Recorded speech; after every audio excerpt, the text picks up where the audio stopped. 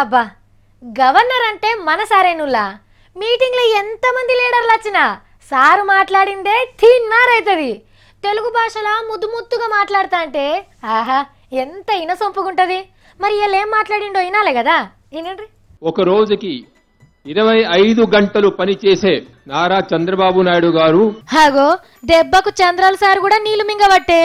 రాయలసీమను రతనాల సీమ చేస్తేందుకు అనంతపురంలో పెట్టిన మీటింగ్లా చంద్రాల సార్ని మునిగశెట్టెక్కిచ్చిండు నరసింహం సారు.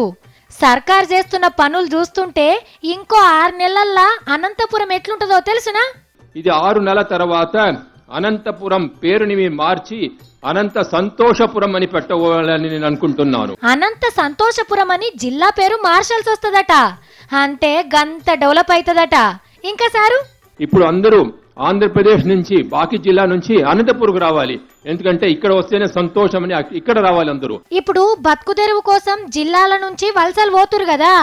ఇకప్పుడు అన్ని జిల్లాలకెళ్ళి అనంతపురానికే వస్తారట బతకనికి. చూడాలి మరి ఏమైతుందో. గీ పిల్లగానికి ఏదో ప్రైజ్ ఇస్తుండ్రు. ఓర్ని ఈడు పట్టించుకుంటాను లేడు కదా. ఒసినీ సెల్వి పోట పాడుగాను కాగితాల కింద పడే. అయ్యో పాపం గవర్నర్ సారే వంగేరబట్టే. అనంత సంతోషపురానికి పునాది రాయి గీ తీర్ల పడ్డదన్నట్టు.